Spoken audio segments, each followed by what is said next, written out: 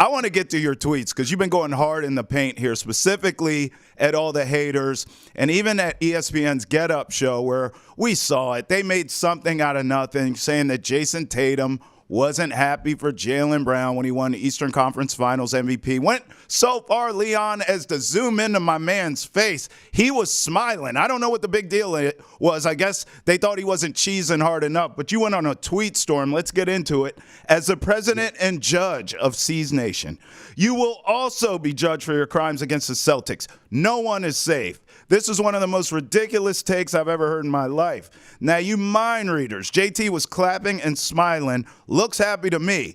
For your next segment, just give Miss Cleo a call. Call me now. Maybe she could do a better job mind reading than you can. I love this from you. I mean, I have to imagine it was just clickbait, them trying to just get people talking here, Leon. But it was ridiculous. These guys are tight, are they not?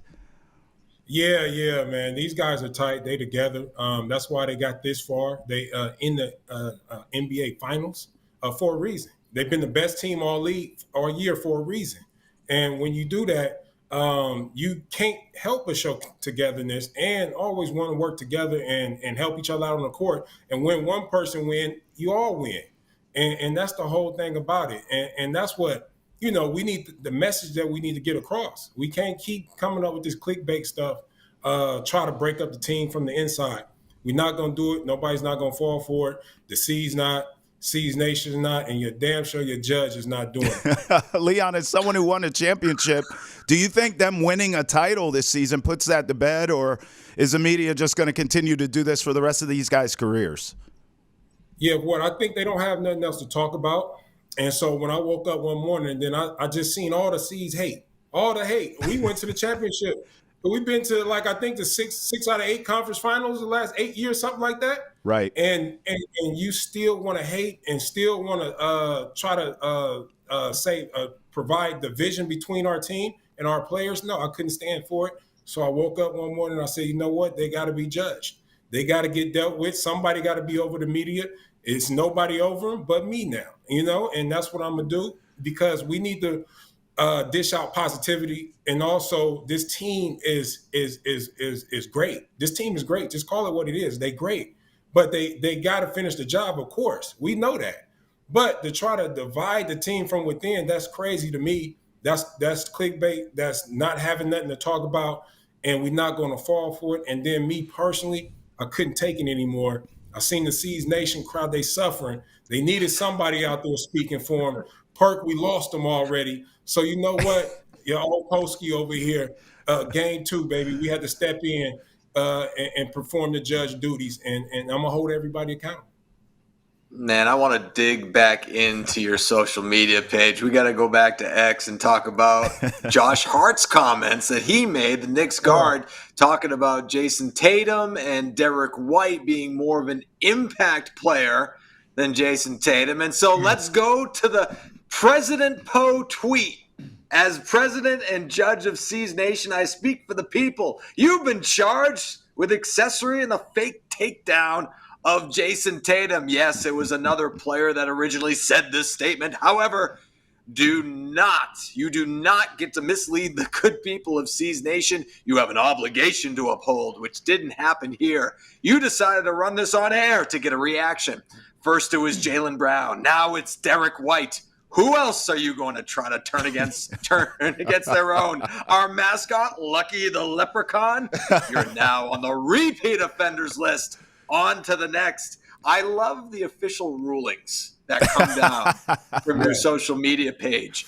And I do want to ask you, before we get into the Josh Hart's comments and the debate on Get Up once again, what was the election like for your presidency? How did the voting process work, and how were you elected president of Celtics Nation? It's a very rigorous system. It's tough to get in.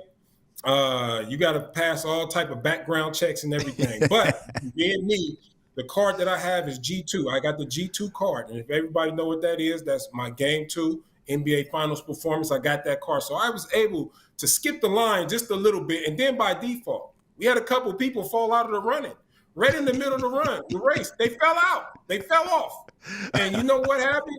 Kendrick Perkins, big as he is, he fell back behind me. I said, you know what?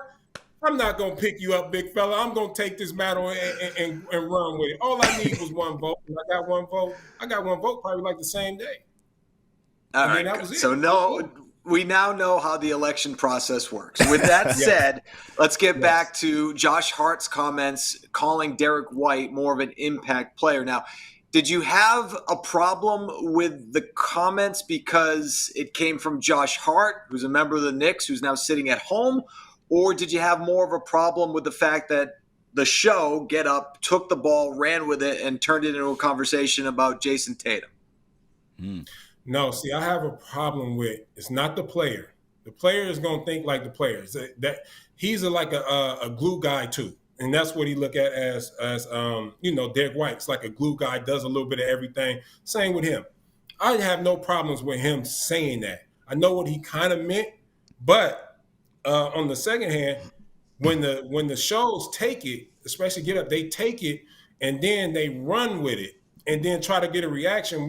What I mean by that is, in the back room, you gotta decide which one you gonna which conversation, which take you gonna go over.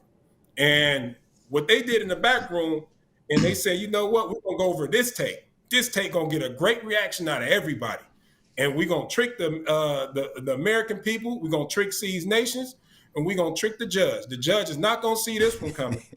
And then when they went out there, I saw right through it. I knew what they was doing. They was trying to come off as apologetic and saying no way possible that could be true. But they wanted a reaction, and they got one from me. Because when you do stuff like that, and everybody knows dang well that Derek White is not better than Tatum. It's not. We just got to all know that. But he's one of our main guys on our team. It's our team.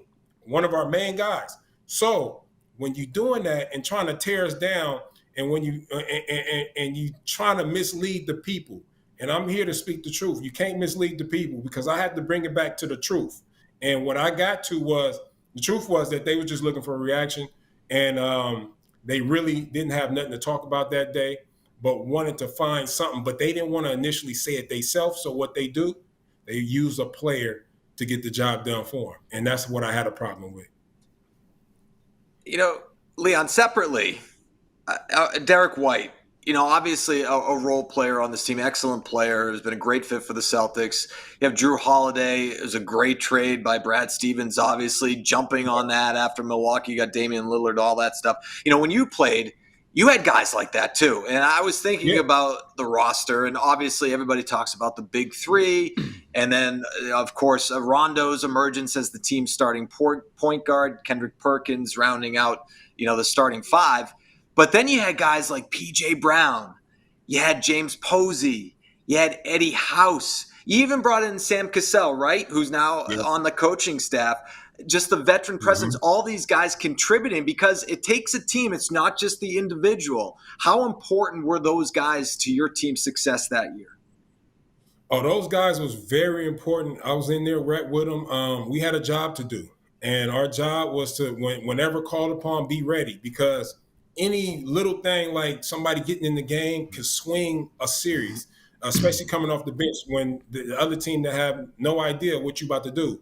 And you go in there and play your hardest and try to get the job done.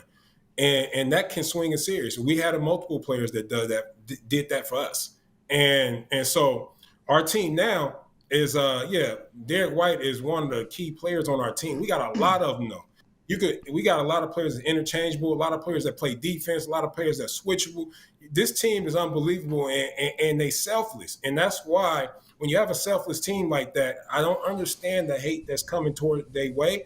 But I'm here to back them. I'm here to look out for them. And long as I see the truth and people speaking the truth, you'll be left alone. But you need those guys on your team to win a championship. We don't win our championship without those guys. And I know the C's won't win a championship without their guys.